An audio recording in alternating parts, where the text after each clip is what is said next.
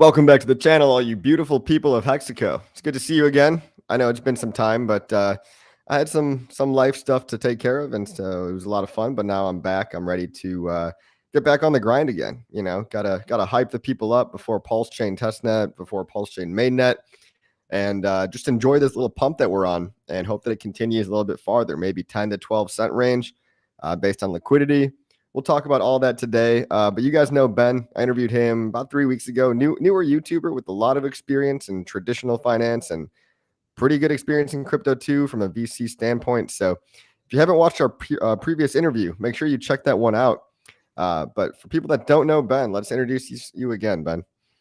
Well, thanks for having me back on. And hopefully there's a lot of hyping to be had, a lot of stuff going on in the crypto world right now. But great to be back on the channel. For any of you who haven't followed my channel or not too experienced with myself, as Matt mentioned, I have some experience in the VC space, a lot of traditional finance, and really my mentality on this, or the lens that I'm looking through, is really to marry those two things. I think that nowadays the synergy between both traditional finance and crypto is getting increasingly tighter.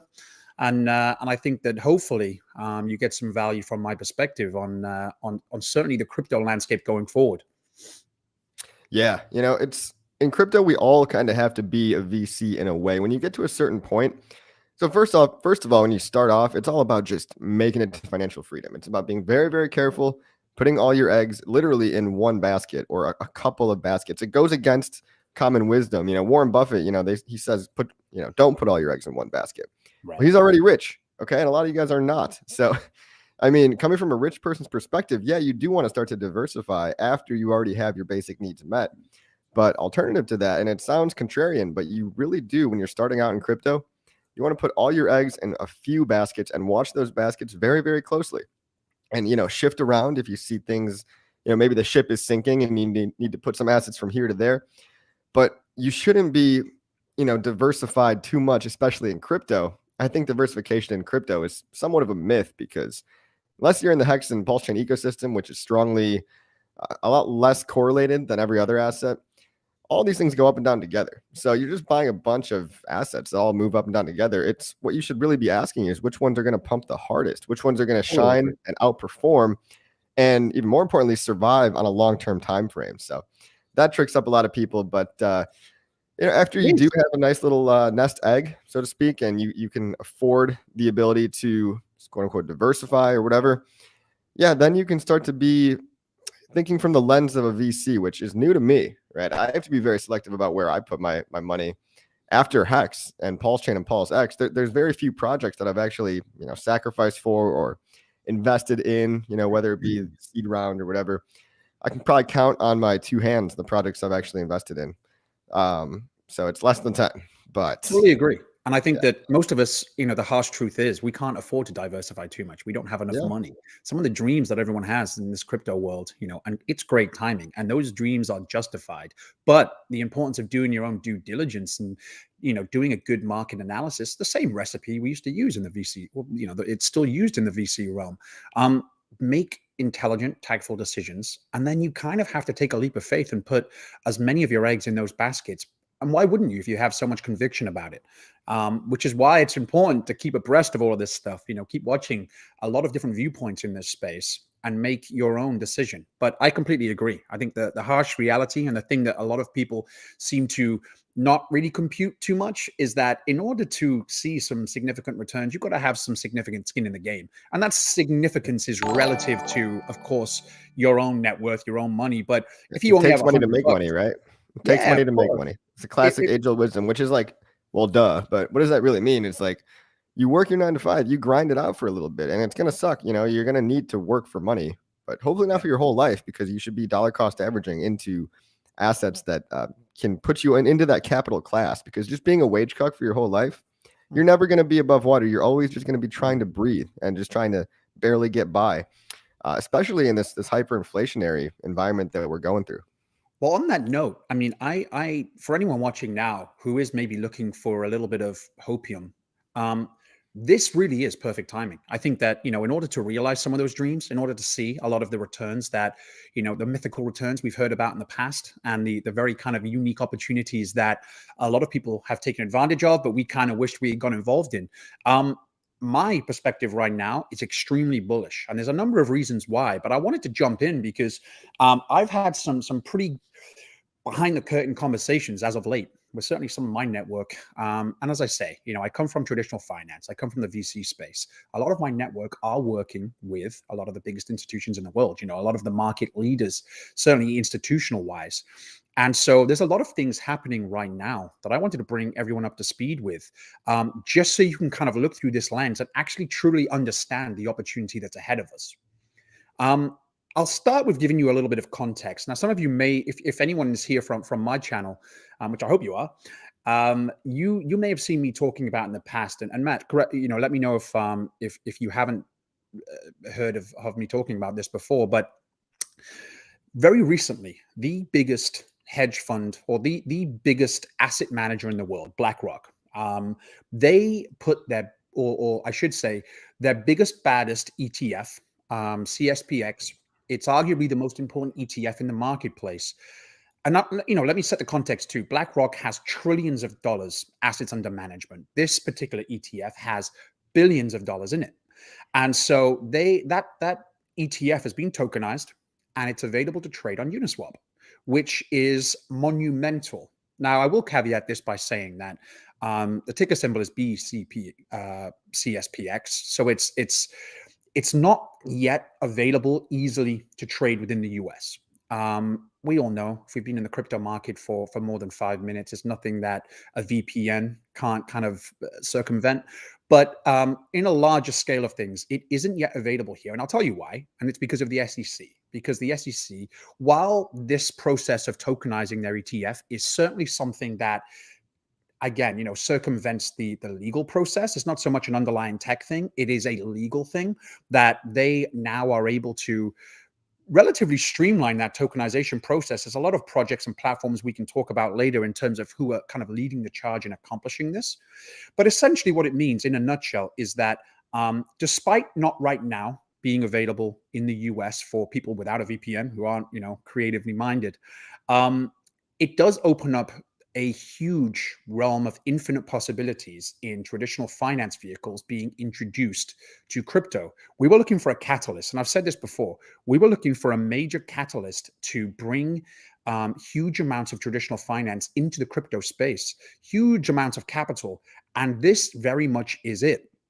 And so a lot of my conversations over the last week and a half, this is a relatively new thing. This has just kind of happened. And we've had, I'll say this too. We've had the ability to tokenize, assets in the past, but we haven't had a crypto landscape that has really been equipped to deal with it. I think now, yeah, we've had, sorry to interrupt, but we've had security tokens for a while. It's just, exactly, you're right that nobody's really, I think there's only 3 or 4. This might be the 4th ever existing security token.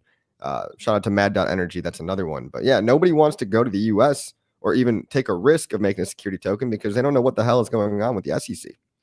Exactly. Yeah. And I think that now, the CEO of BlackRock actually came out, and he's a voice to listen to. I know a lot of people seem to view BlackRock as this big bad kind of entity that, at the end of the day, they're a market leader. They're a voice to be heard, and they're a voice to be paid attention to. And whether we like it or not, a lot of financial institutions will follow their lead. If they're making an inroad into crypto, it's definitely kind of smoothing out the path for a ton of other banks, institutions, fund managers, all to follow suit. And so the CEO, Fink, he mentioned that he sees the next generation of finance being focused around tokenization, which is huge. And the fact that now, and we've talked about this before in our last stream, just the importance of decentralization going into the next cycles and the importance that that's going to play. Well, now these financial institutions are, I'm sure they've seen the benefits for a while, but they are publicizing the fact that decentralized finance is going to be the vehicle that they're able, or the facilitator, to bring a lot of that assets into the crypto space. And so, for anyone, any ecosystems, let's say, that are involved in, a very decentralized ethos, it's going to be massive. And it's, this is really is one of those floodgates opening situations. And it's only a matter of time until the US grasp this as well. We can talk about too. I mean, as we're talking about the US and the SEC and whatnot, there's some of the conversations that I've been having recently. There's a lot of motivations, right, behind jumping into this new tokenized landscape in a various different ways. I'm sorry, with both feet, because it really makes sense to grasp this by the horns. Really, if you're a fund manager and you're looking for new creative ways to create revenue while also leveraging the existing securities and assets that you have, this is it. And so, we've got the BRICS summit coming up in August, right? For anyone not familiar with the BRICS countries, it's basically a lot of developing countries: Brazil, Russia, India, China, and South Africa. Kind of like the second tier countries in relation to the G7 summit. So all the developed countries. But there's been an issue for a while, with these developing countries. By whatever, I think it's either 2030 or 2050, they're said to be the leaders in manufacturing, right? They have a big voice. China being a part of that total GDP of the global GDP is like 33%. It's huge. For the first time ever, this has been a conversation point for a while, they are now talking about a change-up of the global reserve currency, which is, of course, the US. Now, this is going to be a lengthy battle, right? Well, Iran, I think I just read in the news, actually, that Iran just made a deal with China so that their contracts can be settled in yuan, their particular petrol, just that two-way street, not necessarily Argentina the too, world. yeah. And Argentina as well. So it's happening right now.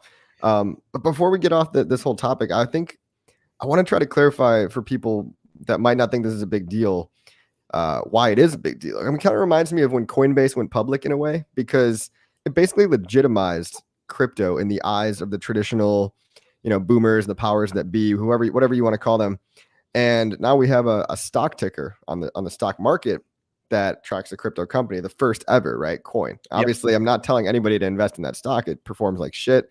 And, the early, Brian Armstrong and all the C-suite are probably just going to dump it on your head forever. But this is the next generation. Okay. So you basically said I'm trying to understand this. You basically said BlackRock, which is BlackRock a US company? They are. Yeah. All right. So BlackRock as a US company is launching well, it's going to be a centralized coin, obviously, but it's going to be an ETF that exists in a tokenized securities fashion that you can buy on Uniswap, and probably not able to buy on Uniswap in the US for now, but pretty much worldwide, obviously.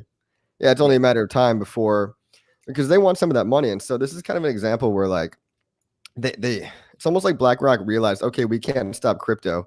How do we get our tentacles in there to kind of siphon some of the money that is in crypto into our ETF, right? And so it's looking like opens up opportunities for people who otherwise wouldn't be able to get into these securities, right? So their ETF, you don't have to be accredited, you don't have to be born in a certain geographic location or based out of a certain geographic location to get involved in these ETFs.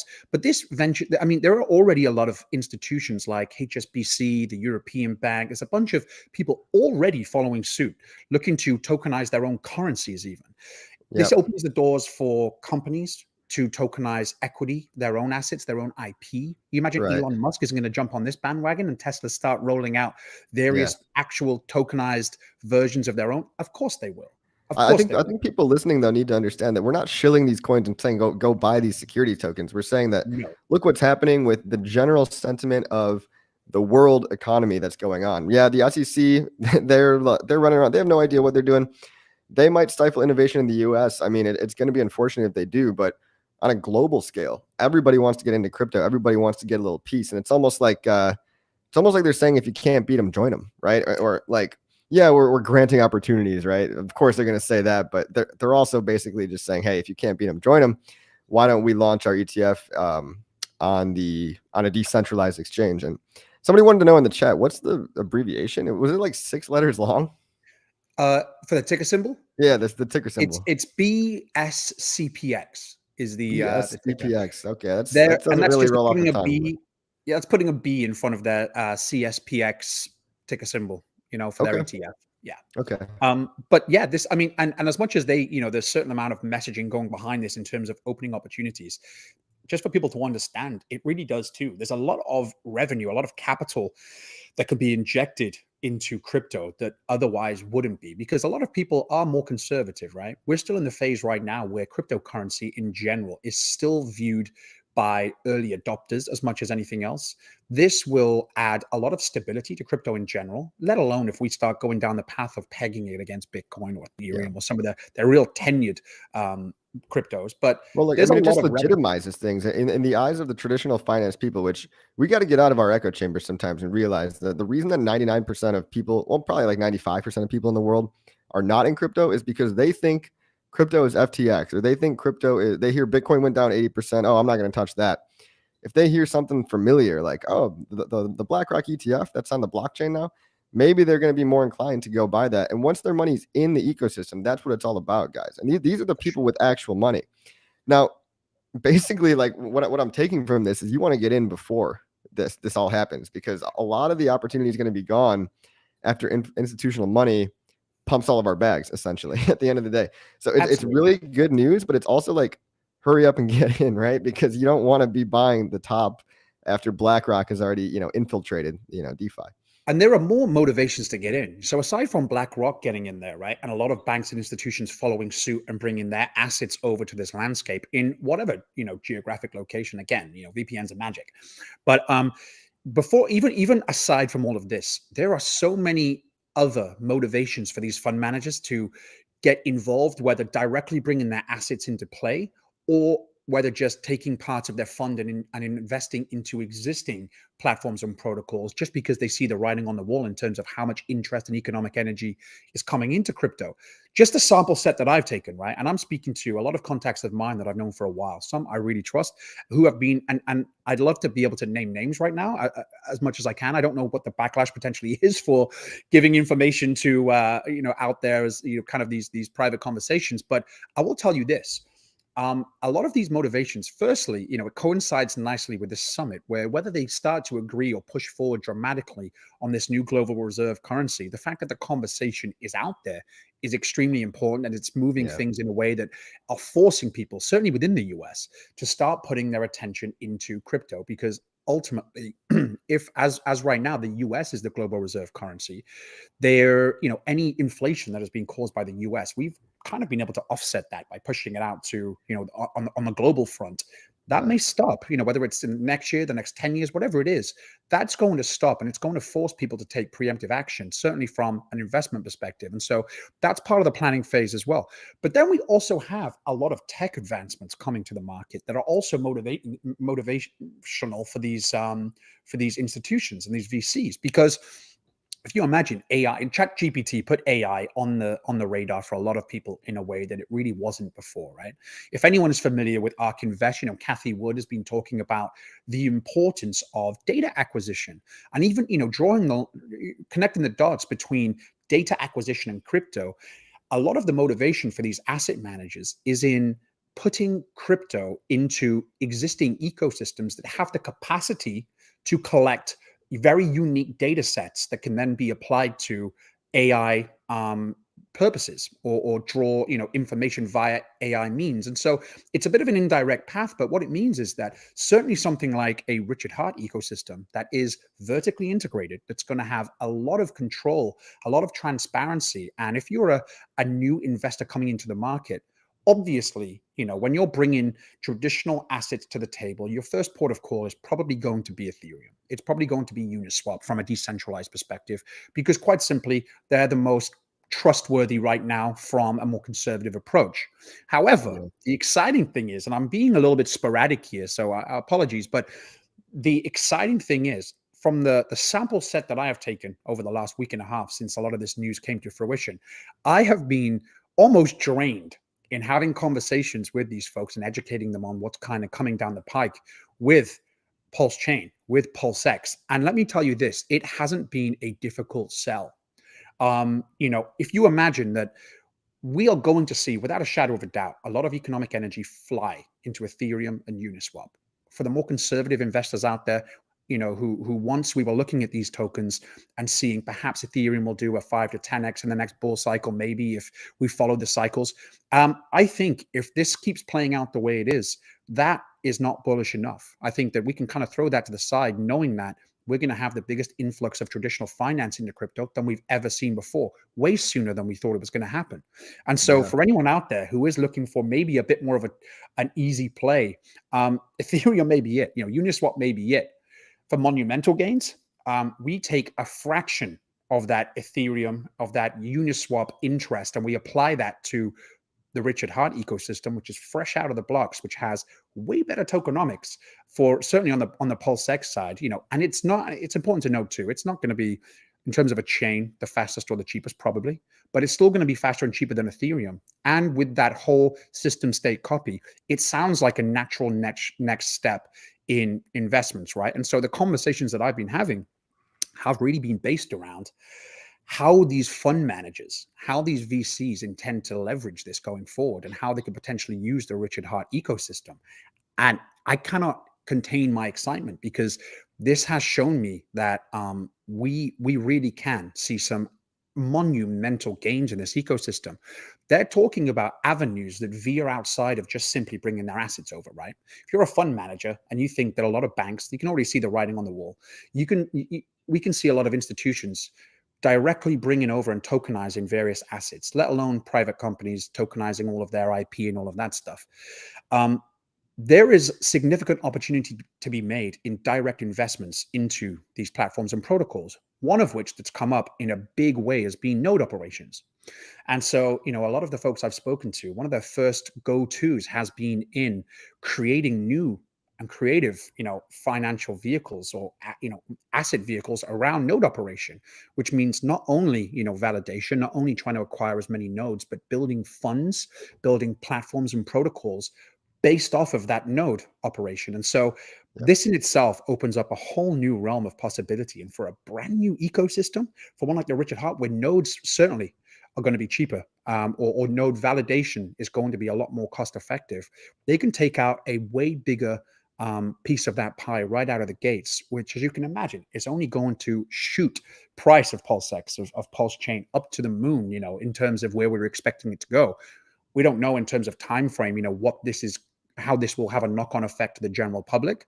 But even just that institutional money coming in and the sheer volume of it in comparison to early adoption and retail investors should make for some super exciting times ahead. So that was an eye-opener the last couple of weeks for me, and just kind of hearing their takes, because some of that was news to me, right?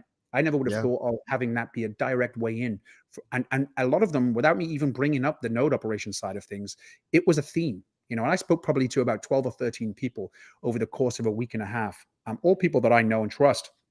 And this opened my eyes a lot, to be quite honest with you. Well, I'm glad there's people like you in the ecosystem that are connecting these big money players from traditional finance, or maybe just a more conservative way of thinking, into the new crypto ecosystem.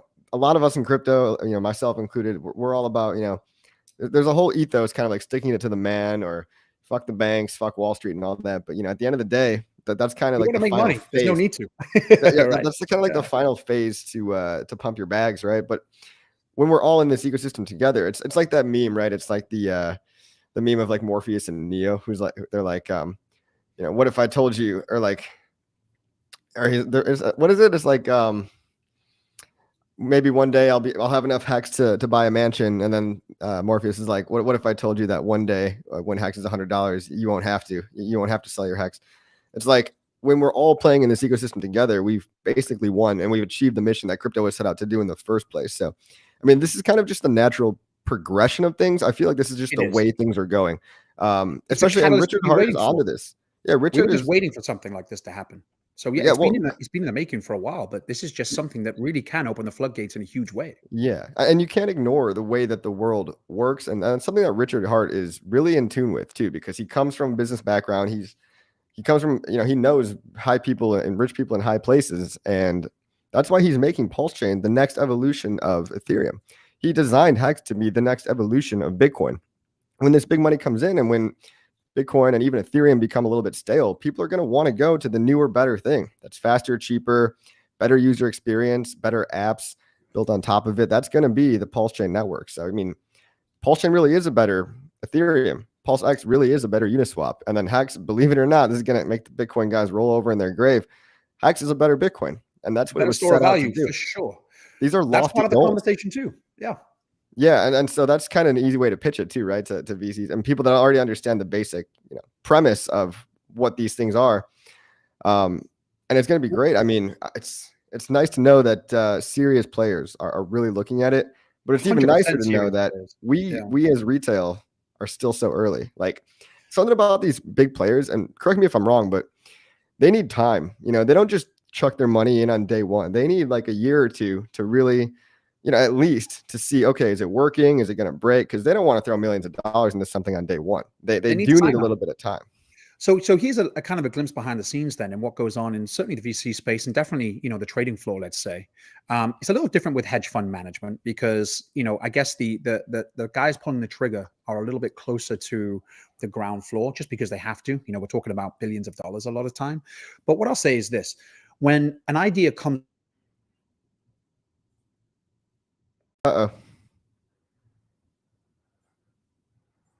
Hold up. I think we might have lost him. You guys still hear me? What's that? Hold on, Ben. Okay, wait. I think you're back. There we go. Sorry, I'm not sure where I lost you then. Yeah, no, I can hear you now. Well, what I was going to say is it's not usually the people with the creative ideas who want to pull the trigger who are the decision makers in this point, right? And if we're talking about something like the opportunities that are coming, it's going to require quite a bit of capital from, quite a big percentage, relatively speaking, from any of the funds that they're managing. And so they're going to need to have that signed off. And there are multiple people always in that sign-off process. And they're always looking for one of the biggest indicators, which is longevity. And of course, you do the same, the same algorithm takes place, right? You want to have somewhat of a proof point, whether that be return on investment or just the various kind of partnerships and technological kind of infrastructure that's in place, the leadership, all of that stuff we've mentioned before. But ultimately, it's going to come down to time in the market, as we've heard about, even from a decision-making perspective. And while certainly for a lot of those direct tokenized ETFs and everything, it may not be an easy port of call to come over to a new infrastructure. For some of the more direct, kind of like the node operations or the new financial vehicles that are being created in potentially new ecosystems, that's a much easier sell. And having Hex as a store of value for a lot of this stuff will make the world of difference from, I'm sure there are tax loopholes and incentives that we can't even kind of calculate ourselves when you're a corporation working at that level. But I think that, the conversations that I have had mean very good things for Hex as well, if that sample set is to be taken on a much wider scale. And the network effect too. I mean, we've talked about this before as well. I think that what's going to set ourselves apart from being so able to ride the coattails of an Ethereum, just due to the way that, the inception of this ecosystem. So we are the next point, port of call for some of these investments. I also think that the community that we have and that network effect is going to play a huge role. Even the 11 or 12 people I spoke to, I'm sure they're going to speak to other people too. And before you know it, it's, it's hundreds of people, thousands of people, right? People don't realize that this network that we're building, it's all walks of life. It's everybody. It's not just fucking trailer trash people like Eric Wall wants you to believe. We know we have some high people in high places, and shout out to trailer trash people. I love you guys too. But, the network effect is directly correlated to the price. And that's just a fact, right? Like the rising tide lifts all ships. So once these big money players get in, and you guys should be lucky, right? You should feel lucky that they're not VCs. They got in after. Like this is where retail gets to be the VC. Pulse Chain didn't sell out to VCs, vulture capitalists, right? Because what do? They just dump on your head as soon as they get liquidity to do so. This is the inverse, right? And Richard did that for a reason. He made the sacrifice set short.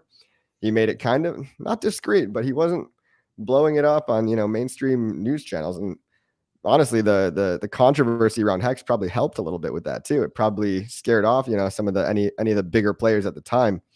But it's only a matter of time before they flood in, whether it's 1 year or 2 years after Pulse Chain launches, maybe 3 years. People are going to dip their toes in the water, and again, the rising tide lifts all ships. But I want to ask you, you talk to some big players, right? You talk to some high people in high places. A mixed bag, to be honest with you. Some are higher than others, but yeah, I mean, it's a good sample set, to be honest with you, in terms of and that's amazing. So I'm curious from your perspective, what is their kind of take on the general market sentiment, right? What are they thinking about? Inflation, World War III potentially on the table, God forbid, right? Sure. Knock on wood. And the next bull market, is it just are they thinking, just like all of us, 2025, and then we're good to go? Absolutely. Well, I think that so there's a number of variables involved in this, right? And I think that that's kind of why I brought up the BRICS summit in terms of the global reserve currency, because that is on the mind of a lot of investors right now, certainly a lot of asset managers, because we've all seen what happened with COVID. We all saw, when China, one of the biggest kind of producers in the world, they kind of shut down a lot of options, and shit hit the fan in a lot of places around the world due to globalization nowadays. And so, a lot of these folks too saw similar things happen with Russia, Ukraine, and Russia being such a big energy provider to a lot of countries around the world. If the US is not able to keep a comfortable hold of being that US of being that global reserve currency, for instance, it doesn't bode extremely well for obviously the dollar in general. But of course, this will be a bit more of a lengthy process in terms of switching over. If we do, it'll probably, the questions coming up, I'll say, to cut to the chase, are firstly, if a new global currency or a new global format in that kind of world comes to fruition, are we going to be able to firstly have that take form in the crypto space, which I think we probably will. It's not going to be the Chinese, despite signing deals, they've been pushing for a long time to have their own currency be the global reserve currency. It won't be. No one's going to be okay with that. I think that commercial owners and partners and big kind of movers and shakers in that world are wary of trading in that currency anyway. So that leaves only one logical option, and that is the crypto world. Are we able to then peg whatever crypto comes into play, whatever token, to a Bitcoin, right? Because it's the new gold. It's essentially creating a new gold reserve for a global currency, which it's going to take a lot of patience to get there. But it doesn't matter if this happens now or 10 years from now. If the path is laid out, again, we've got to be preemptive in a lot of this stuff. And so moves are going to be made before that. And this time-wise, it's all leaning towards certainly coinciding with this next bull cycle and potentially having this next cycle be the mother of all cycles right now. Because, we have a lot of fund managers who want to kind of, again, get out ahead of everything. And we're kind of in a situation where this could be a buy the rumor, but also when the news comes out, it's like buy the news also, because then the path is even more laid out, right? Yeah. So that's where a lot of this excitement is coming from. We also have, and some of you may be familiar with, big voices in the VC space, Chamath Palihapitiya. He kind of, he was a forerunner in all things special acquisition. So he designed, or he didn't design them, he was just one of the first people to jump on board of a resurgence of special acquisition companies. And for anyone not familiar with that, it's essentially companies that go to an IPO with the purpose of raising funds to invest in other companies, right? This SPAC, as they call it, this SPAC space, these special acquisition companies are geared around, more often than not, around new technology sectors. Now, if we're talking about new financial vehicles, platforms, protocols, all being built around, this tokenization or this node operation or whatever, any number of infinite ways that, traditional finance look to leverage the crypto space, do you think that, very forward-thinking VCs with big voices like Chamath isn't going to jump on board with this and kind of change the dynamic of like his SPAC operations?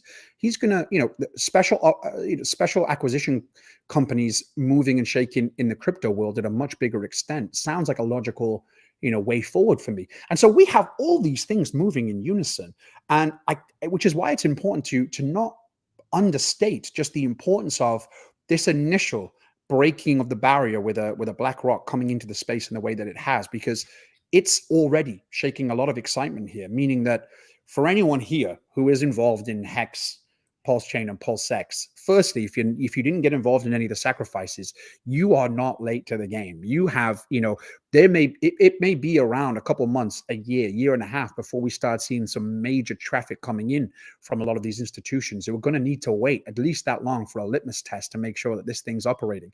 But do you think that Richard Hart or some of the money that's flown in from, some of the backers so far is not aware of this? Do you think that some of that Saudi money that's coming are not aware of things on a global macro scale and not kind of reading the writing on the wall here? I think that anyone thinking that price is going to drop and it's going to be a pump and dump, or you're crazy, in my opinion. I'm not a financial advisor, but I'm not afraid to state what I see happening right now, and we should all be very excited. Well, I think we got to take people's experiential knowledge very seriously, and you're one of these people that actually has these high net worth networks, right? And you know, I'm starting to have the same kind of network, right? I've been in Hex long enough that a lot of my friends are pretty rich too. And it's pretty cool because you start to see kind of where things are heading when you get to these upper echelons. It's like, okay, you have you have your finger on the pulse a little bit better than the average person. And so, yeah, it's easy to say, oh, screw BlackRock, you know, they suck, all that. But at the end of the day, their interest alone and their willingness to play by the DeFi rules and play in the DeFi ecosystem rather than do what the SEC is trying to do and royally fucking things up by trying to control everything. For them, it's all just about control and relevance and saving face after they screwed up on FTX. And they don't really have as much power as people think they do, right? I mean, it's Congress at the end of the day that makes the laws, but it is. The US can go to hell in a handbasket if it makes the wrong choices in crypto. And that's going to come down to legislature, you know, maybe the judicial branch trying to, you know, making some important decisions. But just Congress at the end of the day making better laws that are more crypto friendly. But at the same time, we've got Hong Kong ramping up, being a very crypto friendly. You know, they just released some laws about making it legal for retail to trade. I mean, I don't know if it kind of always was legal in my opinion, but they're basically just trying to be a crypto hub. We've got China also. Singapore. We've got just China in general gearing up. Other parts of the world are gearing up to kind of handle this new crypto revolution in a different way, whereas the US seems to right now be clinging on to control and just trying to you know, it's in its last death throes, so to speak. I would completely agree with that. And I also think it's important to note that, you know, to date, the reason why a lot of this kind of this footprint of crypto hasn't really taken off in all these different areas is because we haven't been equipped to deal with it. The infrastructure of crypto in general hasn't been mature enough to handle a lot of this interest. We're in a very different, this is not 4 years ago. This is not 8 years ago. This is now an indicator to the much wider market that, you know, again, it is hilarious to me when I hear people asking me if like crypto is still going to be around in the future. I'm like, how much does the writing need to be on the wall for you guys? I was feeling that way like at 2015. I was like, oh, this shit'll be around forever. Yeah. If it could last from 2011 to 2015, it's not going anywhere. But now it's like 13 years later and people are still scared if it's even going to exist. It's like asking if the internet is going to still be around. It's like the Pandora is out of the box, you know. There's no stopping this when it's just up to how people want to handle it. Whether or not the US, I think, handles it poorly or better, I think it will be poorly to begin with. Certainly, in relative speaking, they don't have they're not off to a good start, that's for sure. And but hey, the good thing is you could always move, right? You have freedom of movement still, fingers crossed, in the United States, and you do have freedom to ultimately renounce citizenship if that's something you wanted to do. That's if shit really hits the fan, right? But all I'm saying is that the cat's out of the bag and BlackRock's in, which is an American US company, right? And so, I mean, it proves to me that that's what it is. Right now, it's not even to do with the tech. It's nothing like that. It is simply taking advantage of some of the legal precedent in place and being able to tokenize. And there's a lot of nuance to it. It's basically a compartmentalization of the asset itself and then the token, and, you know, basically creating a separation there that adheres to this loophole, albeit still having the stability and being backed by the asset itself. So it's going to bring a lot of stability to crypto in general, just by the nature of a lot of this stuff. The other opportunities, you know, who aren't necessarily backed by the actual ETF or the assets themselves, who knows? I mean, we're talking about countries too, right? You talked a lot about kind of outside of the US. And I think that some of the folks from, you know, certainly a lot of the third world countries who haven't afforded to, you know, be able to treasure their gold reserves, their silver reserves, their commodities, this tokenized approach will allow them to do so, which means that we could start seeing, you know, relatively small players on the global scale come into the market and bringing in huge amounts of revenue because they have no other option. They want to tokenize and treasure their gold reserves, but it's too expensive to do so because of licensing, partnerships, because of all the geographic barriers. If they're able to like circumvent a lot of those barriers and still be able to accomplish what they want to accomplish, even that, it's a no-brainer. And that's not even, you know, we don't care about the US in that point. We still got money coming in. We still, for anyone who is in the crypto space, involved in the right projects, you're going to see an insurgence of capital like we've never seen before. And that sounds so bullish and unbelievable to say. I mentioned something along these lines in a previous video, not quite as in depth, but really kind of just the amount of interest we should see. And it was almost like disbelief from some people in the comments there. Not a denial, but more of a really? Like, is this really? Can this have the as big an impact as you're saying? And to date, we haven't seen this. So we could see the next level of crypto. And right now, I think we are in the sweet spot between being early adopters and then being kind of, joining a bandwagon that's already in full run. We're in that sweet spot right now, which is why it's so amazing to have this delayed approach to the Richard Hart ecosystem, for instance. For a lot of us who are super interested or even want to take a piece of the pie for the first time, you can accumulate. You think Hex isn't going to shoot up to all-time highs? Why wouldn't it be? Why wouldn't many other cryptos? If we're talking about Ethereum and Uniswap doing crazy things, you think, Cardano is not going to do the same? You think VeChain's not going to do the same? These are all tokens and ecosystems that are already being implemented on large commercial scales, but they already have an infrastructure. And I think that being early to what will hopefully be, a major player in the crypto space is going to be extremely valuable for all of us. I'm getting off the ride too soon. I want to show you guys exactly like a visual representation of what Ben's talking about here. So there's a thing called the adoption curve, right? This is not the S curve of adoption, but it's just a simple bell curve that people kind of go by. And so if you look at the screen, you've got, let me find a more clear picture, right? At the very beginning, you've got the innovators, right? This is like from 2011, maybe to 2015, right? People were just getting their hand around what is a blockchain, how does cryptography make us censorship resistant? All the really smart dudes and all the people that got, filthy, insanely rich. Then you've got the early adopters, which is kind of us, right? But then you could see in the middle of early adopters, between the early adopters and early majority somewhere, there's something called a chasm. And the chasm can happen, either it's in the early adopter stage. I've also seen it put right in between the early adopters and the early majority stage. What Ben's talking about is bridging this chasm, right? And so we're right on the cusp. We're on the precipice of the chasm. And Ben, I think you're basically saying, I can see the other side, guys. I can see absolutely. where we're going. I think this is a great example. Yeah. This is the trigger point. This is the catalyst. The chasm is the credibility factor that launches everything into the mainstream. And of course, you're still going to make money in the early majority. You just don't want to be one of these late majority or laggards, right? I mean, these are just the haters that they're only going to use crypto when they have to use crypto, when everything is priced in crypto, when it's already too late and all the volatility is gone, all the opportunity is off the table.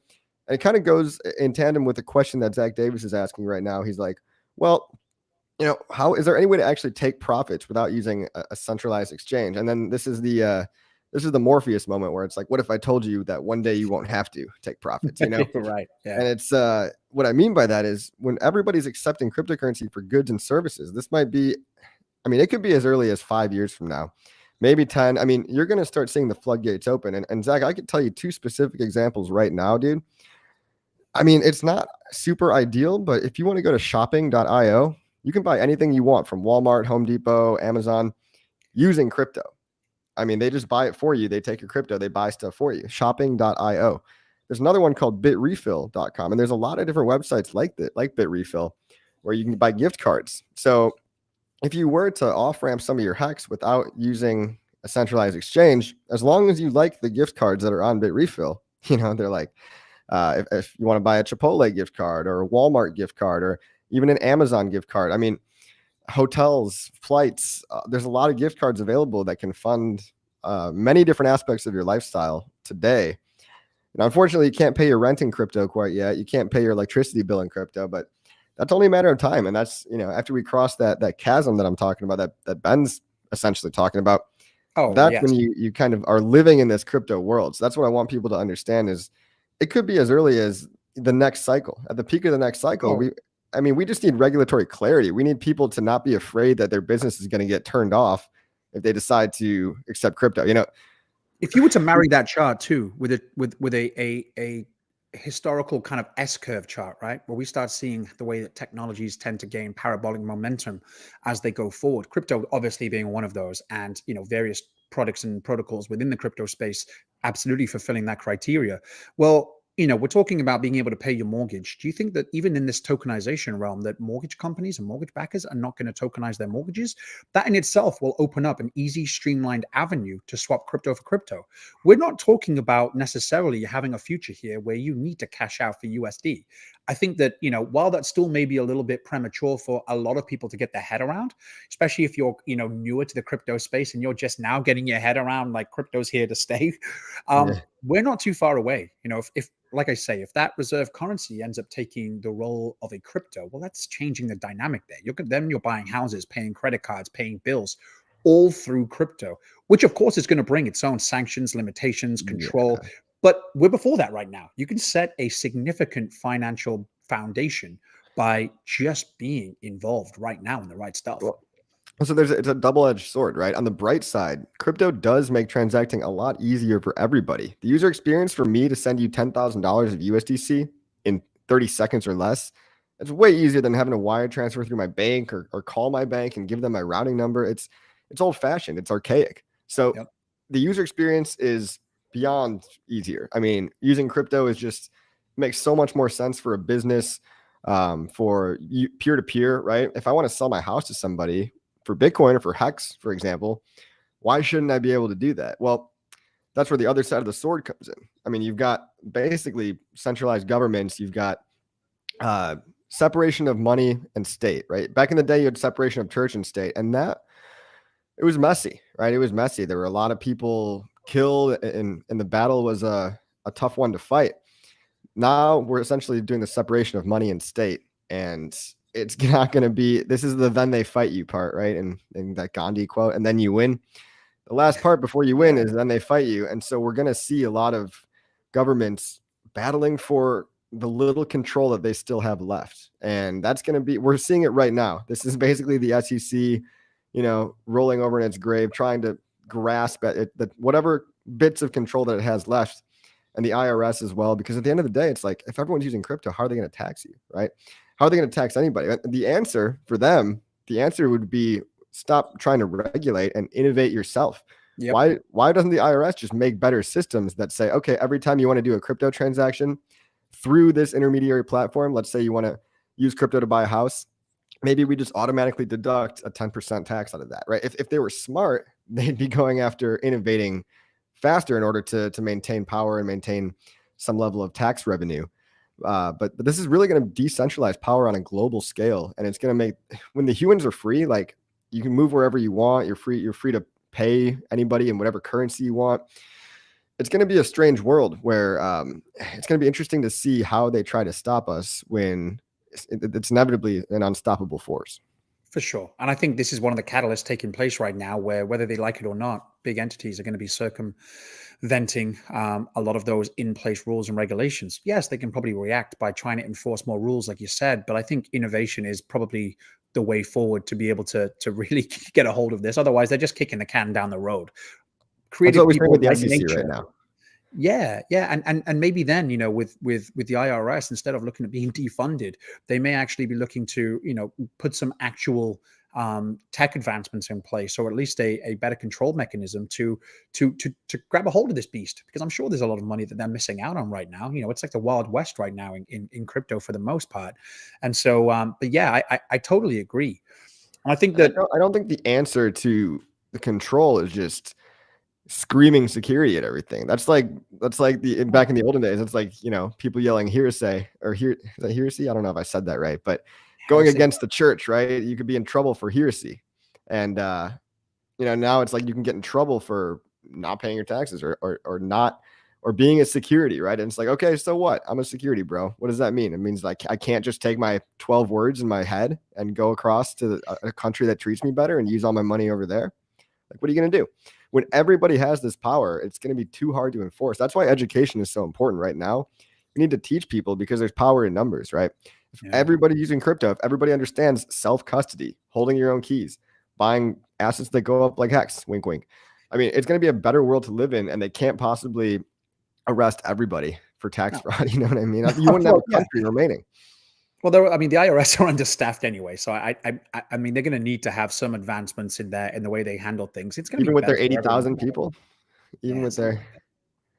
But I think that, my take on this too, even with just this start with this tokenization, which is massive, that is going to provide certainly a lot of us folks who have been in crypto for a while to look for new opportunities too, and some of the platforms and the vehicles that come up to help this tokenization. That's part of the. I mean, I guess I started my channel, like you said, to really kind of marry traditional finance with crypto and to start bringing in a different perspective and a bit more of a macro outlook, certainly when it comes to finding good investments. And certainly one thing that I am going to be focused on and keeping a very close eye on is these platforms and these other kind of avenues to invest in that come up due to some of these inroads being made. So I'm sure there are going to be the Robin Hoods of the world, of course, that are going to kind of probably jump on this bandwagon and start developing their own expansion. But there are going to also be a lot of front runners who will look to capitalize in this, which could also make for some great investments in the crypto world as well. And lots of these, I assume, will probably be within the Richard Heart ecosystem, as well as based on Ethereum. I imagine initially we're not going to see too many of these. Well, maybe we will, just by the fact that because it's an Ethereum kind of system state copy, we may see that ease of streamlined development on Pulse. But I think that we have a real good opportunity here to not only be aware of this and start reaping the benefits from the investments that we're already in, as well as we mentioned, some of those conservative folks wanted to make money from, an Ethereum, for instance, which may not have the parabolic movement of other platforms like Pulse Chain, for instance, but it could definitely see some people who are a lot more conservative with much better gains than they would have had. But I think that a lot of these new investment opportunities, these new platforms, these new tokens coming to fruition will provide us with a lot of opportunity to be very early into them. And I'm excited to see where things go. I think that, it's definitely an area in which I feel a lot more comfortable being involved. I love this too. So this is the meme I was basically bastardizing this meme. Sorry guys, but yeah, what are you trying to tell me is that I can trade my Bitcoin for millions someday? And he's like, no, Neo, I'm trying to tell you that when you're ready, you won't have to. And that's the world that we're all moving towards. Absolutely. And I just noticed too, a couple of people in the comments were mentioning Aladdin, the AI that BlackRock has, and how it may be in place to pick up on Hex. It may be in place to definitely give them some valuable insights into just how popular and engaging the Hex community is. And I think you're absolutely right. I think that I don't know what Aladdin is necessarily searching for, what their criteria is, and how it's being put to use specifically. But absolutely, and then Aladdin's probably not the only one. We may not be aware of some of the various degrees of AI technology that some of these trading platform or entities are using. But absolutely, I think that's the beauty as well of having such an engaging community that interacts a lot with a product. Just look around and see a lot of the people who are advocates of the Richard Heart ecosystem, let alone Richard himself and all of the other catalysts that we've mentioned with various documentaries and outside sources coming in. I think that, there is a good chance that without Ben Cage out there talking to his network, we may be able to have a lot of that organic awareness being created too. Yeah, it's everybody has their own network. Everybody has a role to play in the greatest, evolution of since the internet, basically the greatest innovation since the internet. I like to say, crypto democratized money, like the internet democratized information. When everyone has freedom of information, it's a lot easier to get the word out there. And then when all you guys have freedom of money, right? When all you guys have enough crypto to survive, then it's this meme, basically. I remember seeing this meme back in, I think like when I first got into crypto, people were still talking about this. The Bitcoiners were still talking about, because they were kind of the only game in town at that point back in 2015. Yeah, there were some other shit coins, but they were saying, oh yeah, one day, you'll be able to use Bitcoin for payment. And for the for the past 6 or 7 years, that narrative has kind of been bullshit. Nobody's accepting it at stores. It's really hard to use as any kind of a payment currency network. Nobody wants, but yeah. yeah, and it's like, well, even if they do accept it, they're just going to sell it right after for US dollars. But here, at this point in time, right on the edge of the chasm, of the early adopters to the early majority, the future has never been more clear to me that this is exactly where we're headed, with Pulse Chain around the corner, with the SEC having a little hissy fit, with governments around the world just, scared. They're basically scared of losing control. The World Economic Forum, everybody wants you to eat the bugs. This is the way out. This is it. And it's never been more apparent that, I've never been able to see the future more clearly. It was really hard to see this in 2015, but now it just feels inevitable. It really does. Inevitable is a good word. And again, it's so tough to be, especially for me, a new influencer in the space. For you especially, you've got a huge following, and you always got to be cognizant of saying things that will garner some trust regardless. And so, being able to outline a path without giving people false hope or being one of those hopium moon boys. But in instances like this, it's really tough not to be. And especially, I've seen this take form in so many different ways to much smaller degrees. I think everything up to this point has been a smaller degree, right? The internet, maybe, right, has been kind of similar in comparison. But I don't want people to miss out on an opportunity because, we run the risk going forward as this stuff starts to become more and more apparent. There's going to be a lot of media manipulation. There has to be, right? We've all seen this before. How many times, how many cycles have we seen? Crypto may not be around. There's so many scams, all of that stuff. We're going to see that kick up to the next level as a lot of this stuff starts coming to fruition. Maybe, possibly, even like government orientated, right? We don't know what way this could go, but it's going to be very important for everyone to have the conviction in this, because you may, especially if you're more of a fickle personality, a lot of people are in crypto because it's a constantly evolving landscape. But if you do feel a little bit fickle, just know that certainly to a lot of folks that I'm speaking to, a lot more experienced than me, and I keep saying this, but the writing's on the wall. Like, it's there. It's that blueprint that's being written right now, and the path forward is a very lucrative one if you have patience. Yep. If you are able to control your own time horizons and also have faith in being able to hold the course, right? Because you're don't not fall going to for see the this FUD, again. guys. The FUD is coming, and I fear that this is going to be politicized, unfortunately. And I fear that crypto regulation, crypto acceptance won't be a bipartisan issue. That's kind of what I see happening right now. And I'm talking about left versus right here. And I don't like talking about this, but just remember that for people that are progressive, right, you should want progress. So it might be a little paradoxical that, maybe you don't agree 100% with the left or the right. And that's the majority of people, right? That's me. That's 99% of people. It's just the crazy people that believe whatever their team is supposed to believe. Yep. Well, if your team is supposed to be progressive, you should want progress. You should want innovation in money, right? But unfortunately, I think a lot of people are going to get talked into these narratives, these anti-crypto narratives in the coming months and years, especially, watch election season next year. There might be some propaganda that you need to stay above that, right? You need to educate yourself and help others realize that this is progress, right? This is not going backwards. And people that are afraid of crypto, they're just, what you'd rather, are the banks any better? Like, oh, you're just saying you want bank money now? They're going to try to use every play in their playbook, right? They're going to call you racist, or it's for misogynists, or white supremacists. They're going to make stuff up just because that's the only option in their arsenal that they really have left. But once you realize, I mean, crypto really is for third world countries and people on the fringes that have been outcast by the mainstream, the bigger countries. This is they're using this today in El Salvador and Africa. They're using cryptocurrency today. So to try to say that this is marginalizing people, or it's not an equal opportunity for everyone, it's blatantly false when you look at the reality of what's happening today. Just be careful of the FUD, guys. I mean, everybody watching is probably too smart to fall for this, but when your mom or your aunt or your grandma starts saying, well, that seems like a Ponzi scheme, it's like, oh, well, how's your 401k treating you? Have the banks been nice to you your whole life? Or That's it. Who's got your best interest at mind here? And it's interesting too, like, again, when we're talking about just the opportunity we're in right now. And so, we are kind of, as Richard Harder said it, not to use, his words too much, but we are pre-viral. I mean, this could be applied crypto wide, really, but certainly with Hex right now, the price performance that we're seeing now, in my opinion, is minimal compared to where it's going. Oh, wait, maybe we should end on this topic then, because everybody wants to talk about price. So how high do you think we're going in the near term, and how high do you think we're going in the next bull? It's so tough to, and everyone says this, right? And I'm not one to shy away from price predictions because, again, I'm not a financial advisor. I am simply giving you my opinion. So please don't hold me to this if things don't go shake out the way they are, but or the way I say they will.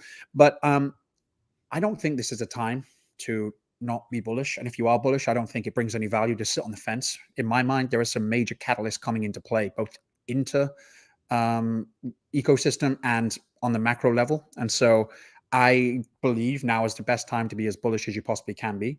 Price performance, I think right now in the short term, right, we've got these catalysts coming up with Hex. We have the testnet v3 announcement, we have the mainnet announcement, then we have, any and all things that come about Richard Hartnett documentary. Yeah, exactly. All of that stuff. So I'm going to use the short term, and I'll say kind of as Pulse Chain mainnet launches, right? In my opinion, that's short term. I think that as we start getting closer to that and people realize that, hey, you know what? Because of all this liquidity bonding we've talked about, because of price performance in Hex being probably extremely linked to the rest of the ecosystem, maybe it's not going to be a sell the news event, right? So I imagine as we start getting up to that point, we're probably, in my opinion, going to see an all-time high Hex, which sounds ridiculous right now, and I'm not giving myself much time for us to actually attain that. But I think that's well within the realms of possibility. I know a lot of people on the bullish side are saying that we're going to see a 20-cent hex, a 25-cent hex. I think we get to minimal, 40, 45 cents, to be honest with you. Wow.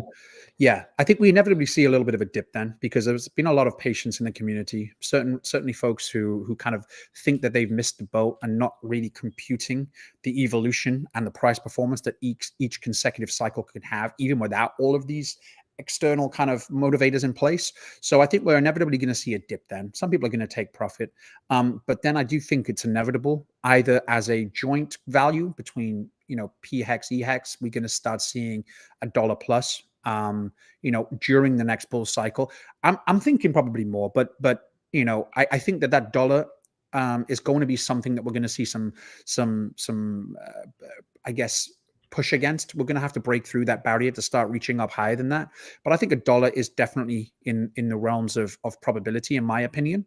And I use the word probability because, again, we're going to see a ton of new money coming into the market from all different areas. Plus, we have the benefits and the historical data that shows us that even without all of that, the next cycle and the next cycle makes for some real good price appreciation.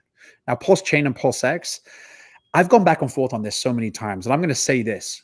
In my opinion, both are going to be spectacular. Now, I've gone, and I'll be honest with you, part of me was really on board with Randy Hilarski's kind of comparison to the turtle and the hare previously, where, we have Pulse Chain just because of the FOMO of people who missed out on that initial sacrifice coming in, reallocating some of their funds, maybe in that 2-day period beforehand, especially, and then ongoing. I think a lot of those people probably are not going to be as, we've got to play to the sentiment as opposed to like what our logic tells us in the long run. And I think we're probably still going to see that. We're going to see Pulse Chain come out of the gates a lot stronger than Pulse X. Then we're going to see Pulse X kind of take on a life of its own. Now, where my mentality before differed was that I was in agreement that, after we see that insurgence of interest in Pulse X, we're going to then see Pulse Chain catch it up and overtake it. This maybe isn't going to be the case anymore if we have a lot of this tokenized, assets coming to play. And so a decentralized DEX is going to become even more valuable. And obviously not just that, but as we start seeing that buy and burn due to so much more interaction start really kicking things into gear, there's a real, chance that we see uncharted territory for DEXs. And we've talked about this before too. DEXs versus layer ones are not really an apples to apples comparison right now. We haven't got enough data. DEXs have been around 5 minutes and already they're garnering a lot of attention, but we've only had one cycle. So you can't really compare it to a layer one just yet. And I think that we're going to be able to assess the rest of that runway. I think so. My opinion on the whole Pulse Chain versus Pulse X is that value accrues at the endpoints over time. So there is a possibility for Pulse X to outperform Pulse Chain on a very long time scale. But I think that we actually do have enough data to know that, at least in the last cycle, all of the layer ones pumped way harder and way higher than all of the DEX coins. Now, the DEX coins also went up, 20x, 100x, maybe even 200x. But the layer one coins went up, and I'm only talking about one cycle, like you said, one cycle of data. Some of the layer one coins went up 2,000, 3,000x, like BNB Chain, Phantom, stuff like that. So there's going to be a rush of money, in my opinion, into Pulse Chain because that's going to be where the hype is at to begin with, right? But once Pulse Chain establishes and solidifies itself as, hey, we're here to stay, there's no bugs, it works great, everybody loves the apps on it, that's when the money starts to flow into the apps. And the premier app on Pulse Chain, well, the premier apps are going to be Hex and Pulse X. Those are going to be the big two. So I think you're going to see a lot of money flowing into Pulse X, but it might not be till year 2, 3, and 4. Whereas in year 1 and 2, I think Pulse Chain is going to kind of be the star of the show. No, for sure. I do. I will say that, when we're looking back at that data, it's a little bit skewed just due to the fact that layer ones were the only thing for a while. And then we But had centralized exchanges, which you couldn't really invest in. So the terrain was a little different, but I totally agree with what you're saying. Just and probably the veneer of that is probably what a lot of the certainly inexperienced people are going to look at. So yeah, I agree. Certainly tonality and what is understood in the market may make Pulse Chain kind of come out of the gates a lot stronger. But yeah, and I'll just be clear too. Even when I say that Pulse X is going to lag behind Pulse Chain, I think they're both going to be leading the charge over this oh next yeah, bull cycle, oh yeah, regardless. And totally. it's funny.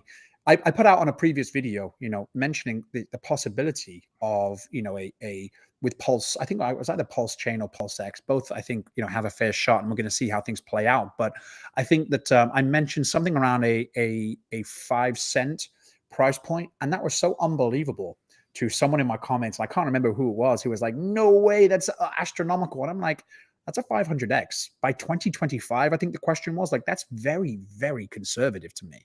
Like, we have seen a crypto landscape that has been way less appealing in the past. We've seen layer ones and ecosystems that have been way less appealing. We have more value propositions now, both macro and intra ecosystem, than we ever have before. And so why wouldn't, with more money coming in, more interest, and more compelling reasons to invest, would we not see more of a, and knowing that market cap is an erroneous number for a lot of the measurements that we were looking to measure things on, why wouldn't we see a much bigger interest and a much bigger price performance? It's just a no-brainer to me. It makes sense. And I'm just one viewpoint. I completely get that. And I know a lot of people are looking to be conservative just to kind of cover their ass a little bit if things don't shake out that way. Right now, I'm not seeing too many indicators that things won't shake out that way, to be quite honest with you. Yeah, yeah, it seems pretty great. And as far, I mean, I agree with you. Everything's gonna do great, phenomenal. As far as hex price predictions, like you mentioned, we've got the test net, we've got potential for documentary, potential for Pulse Chain launch itself, and also the liquidity conditions. The environment right now leaves a pretty open range from 7 cents to 12 cents. So in the near term, we could go as high as 12. I like what you're saying about even potentially reaching new all-time highs when Pulse Chain launches. I could see us going to $1 or maybe like 70, 80 cents on the announcement of Pulse Chain launch, just because it's going to be incredible. But then It'll happen Pulse fast. Chain launches, I think we dip back down temporarily. Maybe we even go under 50 cents for a while. Maybe we're somewhere between like 30 and 60 for, who knows? It could be a full year up until maybe that later part of 2025 when the bull market catches up. So Hex It's going to might be behave important kind to of keep weird. your bags. It's going to be important to get that copy, because this is probably something for later videos, but that liquidity kind of like bonding, and that I guess the the indicator showing that parity can happen a lot faster basically than what we think. I think the risk of selling before you get that copy, even if we do see a spike, is outweighed by the benefit and the reward from two separate chains then reaching parity wherever that parity may be. Because I doubt we'll see a parity that is like super low. It doesn't make sense to me. We're going to see a parity that is at least, around, 40, 50 cents. If we do especially go, and not, maybe not right away, but it will climb there. There's no motivation for EHEX to die away. There's no motivation for PHEX to run away in price. There really isn't. And I think that, there are a lot of variables people are not really considering with just how linked these prices are going to be. And so I agree. I think that, maybe I do think all-time highs on ETH as we start that run up. And I also think that is going to happen in days and weeks. I mean, I think that, we see how quickly price can move. And I think that especially now, as a lot of weak hands have been shaken out, especially now as we start getting closer, and maybe, a lot of the people involved already have that inbuilt kind of conditioning of delayed gratification and, more of this, money coming into play. I really do believe that there's a big chance of hitting those all-time highs very, very quickly. And anyone now, we're seeing price do this right now. And it's amazing to me. People are selling because they see a cent increase. And it's those traders that are going to miss out. It's those traders. I mean, some of them may get lucky and time it, I guess, if you're monitoring it night and day and you're playing with big enough bags. For the majority of us, simplify things. Keep it until we get the main net. You're an idiot if you don't do that. Buy your bag and then go pump your bag. Tell more people. I mean, it sounds dirty, right? Oh, pumping your bag, it's dirty. It's just adoption. And how do you get adoption? Education. Education. How do you educate people? You talk. You use your words. Get off your ass and just go tell people about it. tell people why the value prop is what it is, and tell people about just crypto in general. The value prop of Hex and Pulse Chain is the value prop of all of crypto. Adoption, user experience, free peer-to-peer digital cash worldwide, stores of value, censorship resistance, no middlemen, replacing the banks. It's all there. And this is just the next generation of all that stuff. So price predictions, they're all going to go up at the end of the day. That's my prediction. Yeah. But it's a good place to end. Whole new bar. Do you have any last kind of things you want to shill or last thoughts? Not yet. I mean, keep subscribe to my channel if you're watching this. I'd love to get as many people in my community growing. It's been some great growth. I think since the last time we spoke, it's doubled, which has been great. I try to keep things direct. I mean, usually these live streams are the longest kind of form of communication that I have. I usually try to get to the point pretty quick, and so that to make it digestible. But I'm going to be keeping everyone up to speed with what I'm looking at from some of these new areas that are opening up before us, as well as giving you my take on where I've analyzed in terms of potential projects right now. And people have asked me this before.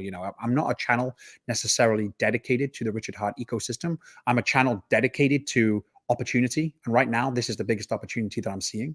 So I like that. It's an outside perspective that we really value, people outside of our echo chamber. And even though you're participating in our echo chamber right now, like I think your life experience, it has a lot to offer to people who need to think necessarily like outside of just a crypto perspective. A lot of us need to think that way because we need to realize that what's going on in the real world. So guys, go like and subscribe to Ben Cage at Ben Cage on YouTube, Twitter. If you haven't already, what are you doing with your life? Go do it right now. As always, and I'm hoping to bring in some of these folks I'm talking about as well. So if I can do some interviews on my channel, maybe we do some joint interviews. I'd love to have someone like yourself who's being purely kind of in the crypto space for the most part, adding your perspective, because it's going to differ from mine. But I see some real interesting conversations with some of the guys behind the scenes at some of these big institutions. I'd love to really give us a good sense. Yeah, I think. I'd love to set some more stuff up in the future, bring on some other connections. It's always just good to get different perspectives. So, guys, you know where to find me. If you're brand new to crypto and none of this made any sense at all, hexpassiveincome.com is my course. Takes you from zero to hero, teaches you all about crypto and Hex, how to get Hex, how to stake it. And if you just want to hang out, ask me questions, join my Patreon, Crypto Coffee 369 on Patreon as well. Link in the description below. Other than that, it's Crypto Coffee 369 on everything. Like and subscribe. I hope y'all enjoyed the stream. And I'll see you on the next one. Bye, guys.